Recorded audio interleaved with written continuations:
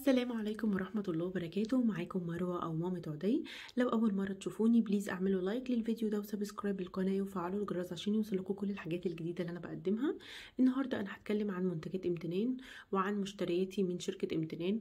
أنا طلبت منهم اوردر اونلاين وهقول لكم ازاي ان احنا نطلب اوردر اونلاين وايه الحاجات اللي أنا جربتها منهم وايه الحاجات اللي أنا لسه ما جربتهاش، ولو انتوا جربتوا منها حاجة برضو كويسة اكتبولي في الكومنتات. ويلا بينا نبدأ الفيديو.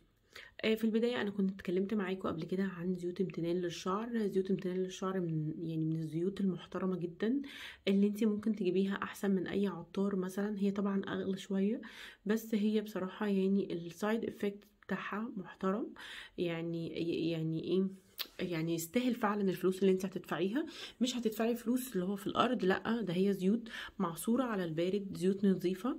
طيب انا اول حاجه هتكلم معاكم عن الزيتين اللي هم زيت الجرجير وزيت الجوجوبا. دول الزيوت اللي انا يعني انا دلوقتي مجموعه الزيوت اللي كانت عندي خلصت جبت اتنين تاني اللي هو الجرجير والجوجوبا. هي زيوت خفيفه.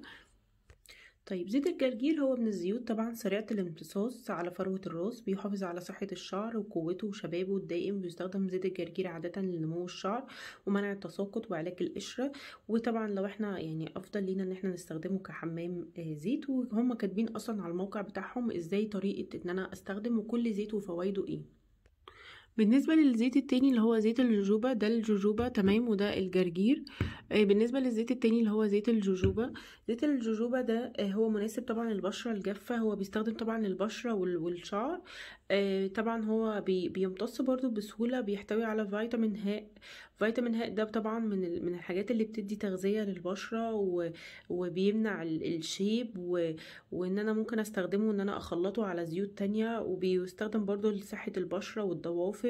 هو بصراحة زيت الجوجوبا ده من الزيوت المحترمة. زيت الجرجير وزيت الجوجوبا انت ممكن تبدأي بيهم لو انت في بداية الحمام الزيت يعني على شعرك. هما زيتين مهمين جدا للشعر. والجرجير طبعا معروف طبعا جدا يعني في التطويل ومنع التساقط والكلام ده كله. ممكن تضيفي عليهم الخروع، بس انا بصراحة في الفترة دي ما كنتش عايزة زيت تقيل. خلاص انا خلصت مجموعة الزيوت اللي عندي وطلبت زيوت تاني. انا كنت منزله لكم فيديوهات برضو تاني ان انا كنت طالبة مجموعة وخلصت، وطلبت بصراحة الزيتين دول يعني كحاجة كده ايه، يعني مثلا مرحلة انتقالية لغاية لما ازود زيوت تاني. فانتي لو بدأتي يعني ممكن تبدأي بالزيتين دول. بالنسبة للأسعار، بصوا هي الأسعار مكتوبة عليه. ده تمنه 87 وده 189، بس هم كانوا عليهم عرض 10% على السايت الأيام دي. فأنا هقول لكم سعره. ده تقريبا يعني كان سعره 170 جنيه. وده تقريبا كان سعره 78 جنيه. يعني حاجة بسيطة بس يعني بتفرق معاكي لما يعني بتشيل تقريبا الشحن يعني. هوريكم برضو أسعاره. طيب في حاجة كمان، أنا جبت الصابونة دي اللي هي صابونة الجريسلين بتاعت امتنان. كان غرضي بصراحة من ان انا اجيبها ان هي يعني هو كان في كذا حاجة من صابونة الجريسلين. في الجريسلين السادة وفي كذا حاجة، بس انا حبيت اللافندر عشان اللافندر يعني من الحاجات اللي بتبقى ريحتها حلوة. انا جبتها بصراحه بسبب ان طبعا بسبب الشتاء وان احنا بنغسل المواعين بميه سخنه وكده، فايدينا بتنشف شويه. فحبيت ان انا اجيبها. يعني هي 58 جنيه بس بعد الاوفر تقريبا انا جبتها ب 45 جنيه. فهي عموما الجريسلين معروف بالترطيب. انا هوريكم شكلها من جوه اهي. تمام بصوا هي ريحتها كويسه بصراحه. دي بقى الحاجة الجديدة اللي امتنان كانت منزلاها، هو غسول للبشرة. الغسول ده ب145 جنيه. مكتوب عليه ان هو طبعا غسول بخلاصة الشوفان والعسل، بيعمل على تنظيف البشرة وازالة الشوائب بفضل خلاصة الشوفان الغنية بفيتامين باء. بيترك البشرة ناعمة دون ان يسبب لها جفاف، بالاضافة الى عسل النحل، فهو مغذي للبشرة ومرطب للبشرة. هو كان فيه ده 300 ملي.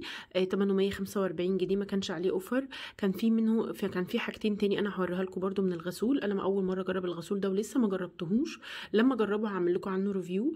تبقى امتنان هنا في السيرش تمام، وبعدين بعمل سيرش اهو، بدخل على الموقع اللي هو السايت بتاع امتنان. بختار اللغه العربيه عشان يبقى بالعربي كده وسهل عليا. طيب انا في زيوت في هنا القائمه دي بيقول لي العروض الحصريه الاكثر مبيعات وصل حديثا من المنتجات دي. كل المنتجات انا دايما بصراحه بحب الحاجات اللي فيها عروض، فبدخل مثلا على العروض الحصريه. بصوا عندهم هنا يعني لو انت عايزه تطلبي برضو عسل، هو طبعا امتنان مشهور بالعسل قوي يعني. عندهم العسل ب164.5 وعليه هديه كمان 125 ملي هديه زيت اللي هو عسل البردقوش. وعندهم برضو هنا عسل اللي هو حبة البركة زيادة عليه. هو انا عارفة ان العسل ده، انا مش بروج، خلي بالكم الامتنان مش بعمل ترويج لمنتج امتنان، بس انا عارفة ان العسل ده انا بشتري عسل على طول. فالعسل ده اصلا ثمنه يعني في فتح الله ب164 جنيه، تمام.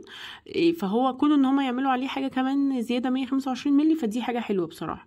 وهنا هو بقى ده ومعاه لانش بوكس، يعني هو العروض اللي هو بينزلها لك اللي هي فيها خصومات، تمام. هم عندهم طبعا بهارات وعندهم حاجات كتير قوي، وعندهم جل صبار، يعني انتوا ممكن تتصفحوا كده وتشوفوا الحاجه اللي هي المناسبه. دي الصابونه اللي انا قلت لكم عليها. هو هنا في صابونه الجريسلين مرطب، دي جريسلين من غير حاجه، دي جريسلين بالصبار، ودي جريسلين باللافندر اللي انا طلبتها.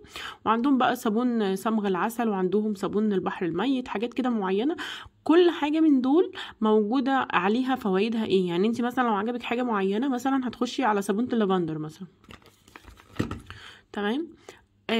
هتخشي هنا على الخصائص او المكونات. بيقول لي يعني ان هي الاسترخاء الذهني والبدني، مهدئ للتوتر والصداع والارهاق، بتصنع رغوه كثيفه، يعني بتعمل رغوه كثيفه، والصابون والماء ويدلك بيها الجسم كله جيدا، ثم يزال بماء دافي. هو عموما انا جايباها عشان ايزي، عشان موضوع بس الشتاء. بيقول لي برضو المكونات هي قاعدة صابون طبيعي، جليسرين نباتي، زيت خروع نقي مستخلص على البارد. هو كل حاجاتهم اصلا يعني معصورة على البارد، وفيها زيت جوز الهند البكر، وزيت اساسي لافندر. يعني بصوا كل التفاصيل هتلاقيها يعني جوه الجزئية دي. طيب انا عايزة اوريكم بس، انا لو حبيت اطلب مثلا هعمل مثلا اضافة للعربة. انا كنت حاطه هنا مثلا غسول، ده غسول اللي هو كان بشجره الشاي. انا قلت لكم هو زيت غسول بزيت شجره الشاي. هو مكتوب عليه ان هو بيعادل البشره الدهنيه، بيعادل الافرازات الدهنيه. وانا بصراحه ما عنديش، بشرتي اصلا يعني بشرتي مختلطه وفي الشتاء بتجف، فانا بصراحه مش هجيب حاجه تنشف وشي. لو انتي بشرتك دهنيه ممكن تطلبيه وتجربيه، لو انتوا جربتوه اكتبوا لي في الكومنتات، تمام. بعمل ايه بقى؟ بعمل الدفع. انا بوريكم بس الطريقه ازاي انا بطلب اونلاين. بكتب طبعا الاسم هنا والايميل وكل الحاجات الموجوده، تمام. بعدين بعمل متابعه، بكتب يعني هكتب الحاجات كده وارجع لكم تاني. بصوا انا هنا دخلت بيانات كده باسم ابني كده، حاجات بسيطه يعني، تمام. وكتبت يعني مثلا الارقام. انا عايزه بس اوريكم الخطوه اللي بعد كده، تمام. بعمل متابعه وبيبدا ان هو يدخل معايا على ان انا هدفع كاش اند ديليفري، اللي هو دفع عند الاستلام، ولا عن طريق الكريدت كارد ولا فوري. هو انا حبيت ان انا ادفع عن طريق الكريدت كارد، لقيتها واقفه بصراحه، مش شغاله. وبعت لهم على الصفحه بتاعتهم في الفيسبوك، قالوا لي لا ان هي يعني الايام دي مش شغاله، فخلينا ندفع كاش اند ديليفري. هم كده كده ما بياخدوش فلوس على الكاش اند ديليفري. وهو المنتج اهو، وهو بيقول لي الخصومات اللي انا خدتها مثلا 5 جنيه. ده 5 جنيه دي على الصابونه مثلا، والاجمالي اللي هو التوصيل هنا ب45 على حسب المنطقه، تمام. وبعدين بعمل تاكيد، يعني انا باجي هنا بعمل تاكيد للاوردر وخلاص. الاوردر كده بيجيب لي ان هو الاوردر الطلب، تمام. هو موضوع الطلب ده سهل خالص، مفيش اي مشكله فيه. شوفوا الموقع نفسه لو انتوا حابين ان انتوا تدخلوا على الموقع. شوفوا الموقع نفسه، الموقع فيه حاجات بصراحه جميله جدا. اتمنى ان انا اكون فدتكم ووصلت لكم معلومات وما كنتش طولت عليكم.